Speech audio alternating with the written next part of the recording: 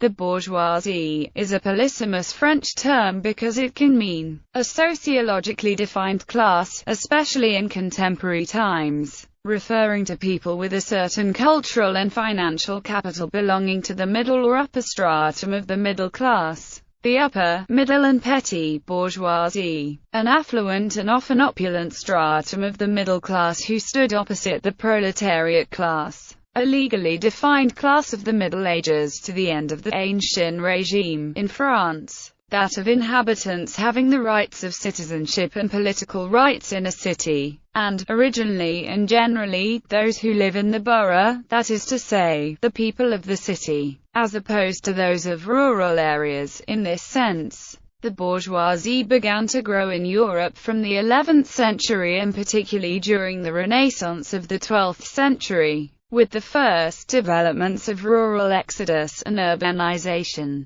The bourgeoisie, in its original sense, is intimately linked to the existence of cities recognized as such by their urban charters, so there was no bourgeoisie outside the walls of the city, beyond which the people were peasants, submitted to the stately courts and manorialism. In Marxist philosophy, the bourgeoisie is the social class that came to own the means of production during modern industrialization and whose societal concerns are the value of property and the preservation of capital, to ensure the perpetuation of their economic supremacy in society. Joseph Schumpeter saw the creation of new bourgeoisie as the driving force behind the capitalist engine, particularly entrepreneurs who took risks to bring innovation to industries and the economy through the process of creative destruction. Etymology. The modern French word bourgeois derived from the Old French bourgeois, which derived from bourg, from the Old Frankish burg. In other European languages, the etymologic derivations are the Middle English burgess, the Middle Dutch burger, the German Bürger, the modern English burgess, and the Polish burzhuacja, which occasionally is synonymous with the intelligentsia. In English, bourgeoisie identified a social class oriented to economic materialism and hedonism, and to upholding the extreme political and economic interests of the capitalist ruling class. In the 18th century, before the French Revolution, in the French feudal order, the masculine and feminine terms bourgeois and bourgeoise identified the rich men and women who were members of the urban and rural third estate,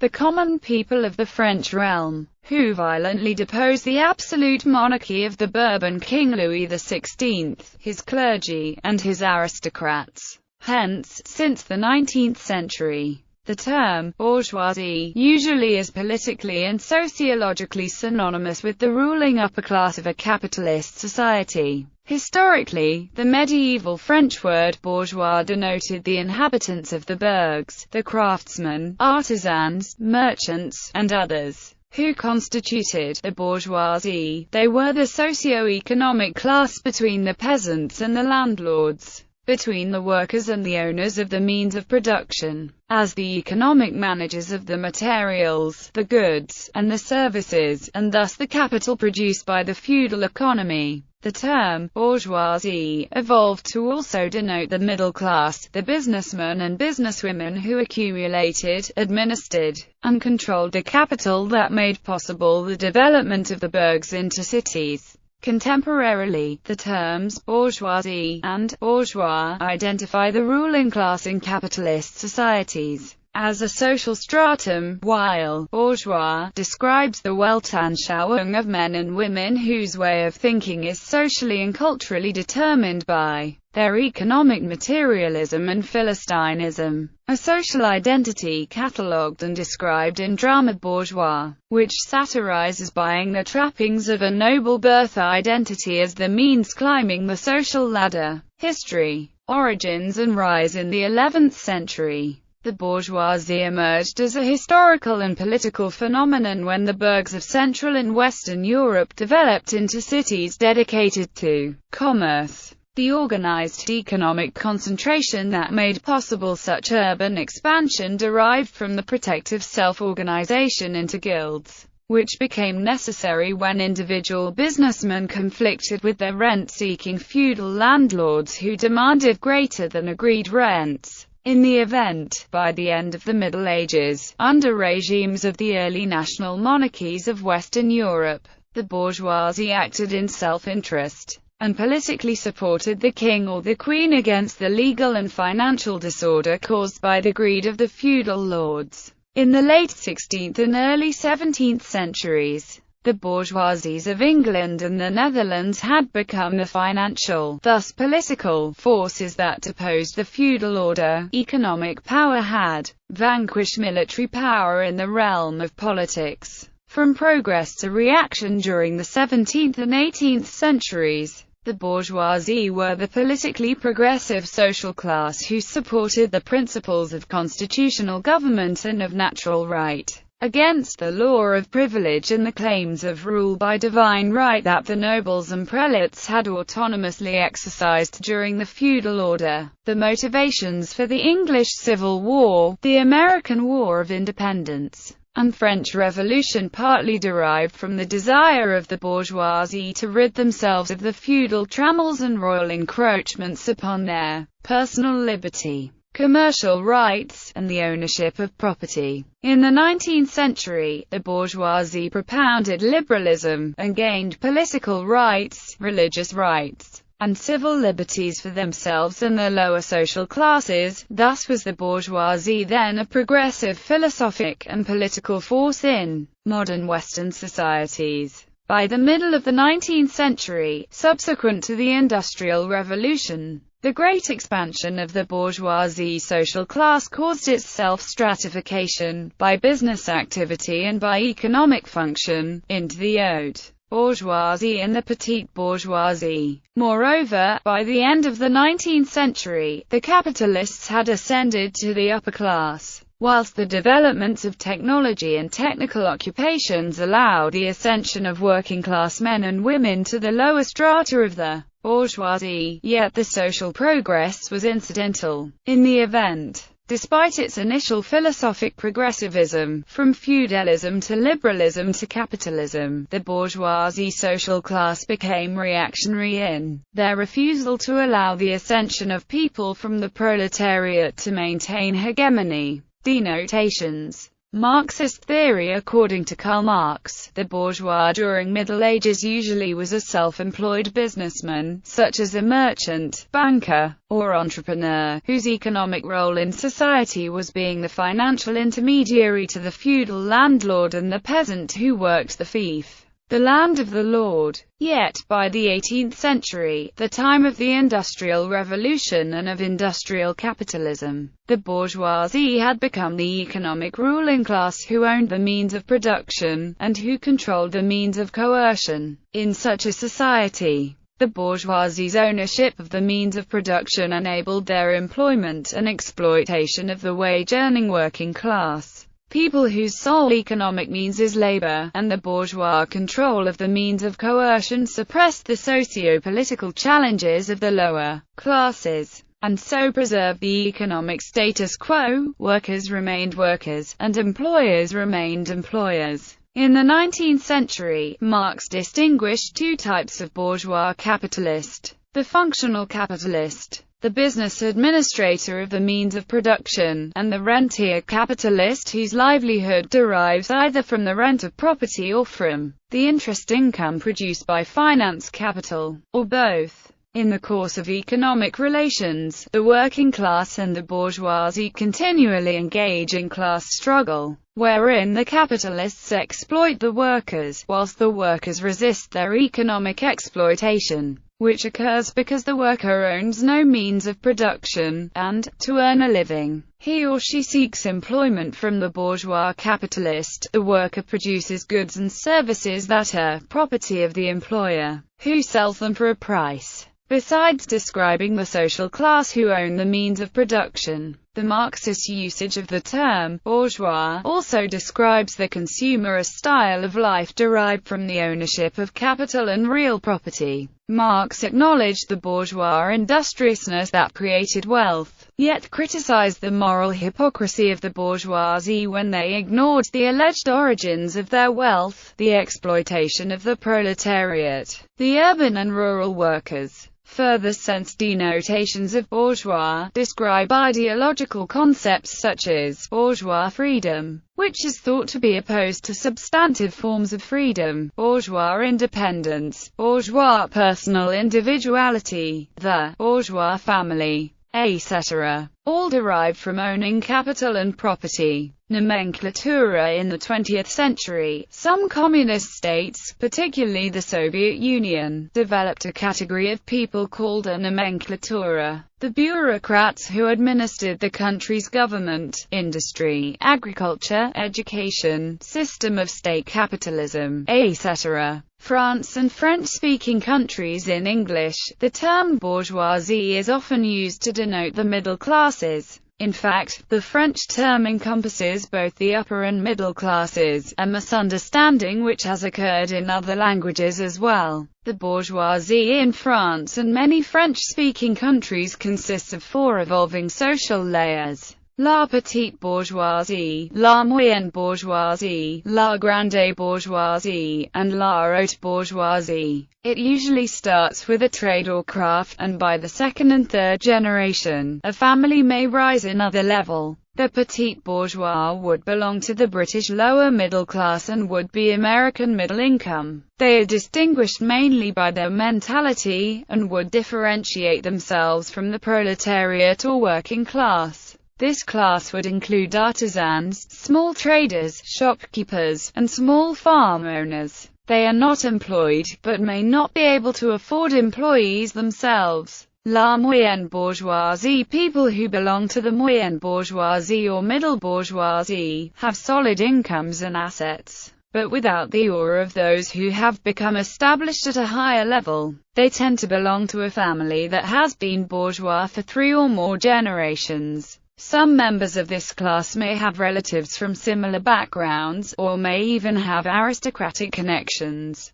The moyenne bourgeoisie would be the equivalent of the British and American upper middle classes. La grande bourgeoisie. The grande bourgeoisie are families that have been bourgeois since the 19th century, or for at least 4 or 5 generations. Members of these families tend to marry with the aristocracy or make other advantageous marriages. This bourgeoisie family has acquired an established historical and cultural heritage over the decades. The names of these families are generally known in the city where they reside, and their ancestors have often contributed to the region's history. These families are respected and revered. They belong to the upper class, and in the British class system would be considered part of the gentry. In the French-speaking countries they are sometimes referred la petite haute bourgeoisie, la haute bourgeoisie. The haute bourgeoisie is a social rank in the bourgeoisie that can only be acquired through time. In France, it is composed of bourgeois families that have existed since the French Revolution. They hold only honorable professions and have experienced many illustrious marriages in their family's history. They have rich cultural and historical heritages, and their financial means are more than secure. These families exude an aura of nobility, which prevents them from certain marriages or occupations. They only differ from nobility in that due to circumstances, the lack of opportunity, and/or political regime, they have not been ennobled.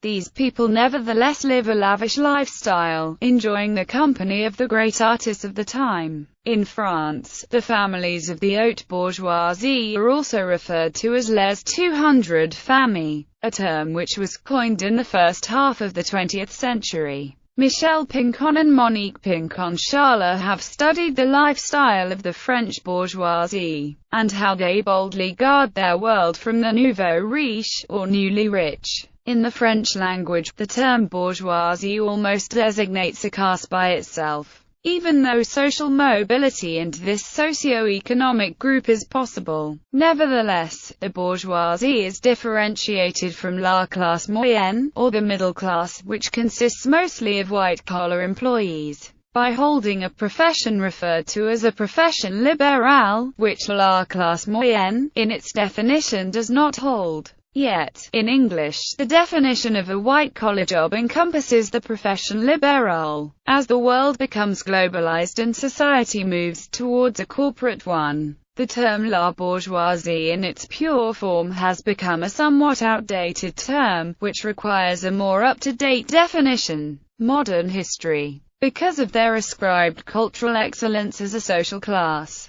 the Italian fascist regime of Prime Minister Benito Mussolini regarded the bourgeoisie as an obstacle to modernism in aid to transforming Italian society. Nonetheless, despite such intellectual and social hostility, the fascist state ideologically exploited the Italian bourgeoisie and the materialistic, middle-class spirit for more efficient cultural manipulation of the upper and the lower classes of Italy. In 1938, Prime Minister Mussolini gave a speech wherein he established a clear ideological distinction between capitalism and the bourgeoisie, whom he dehumanized by reducing them into high-level abstractions, a moral category and a state of mind. Culturally and philosophically, Mussolini isolated the bourgeoisie from Italian society by portraying them as social parasites upon the fascist Italian state and the people as a social class who drained the human potential of Italian society in general, and of the working class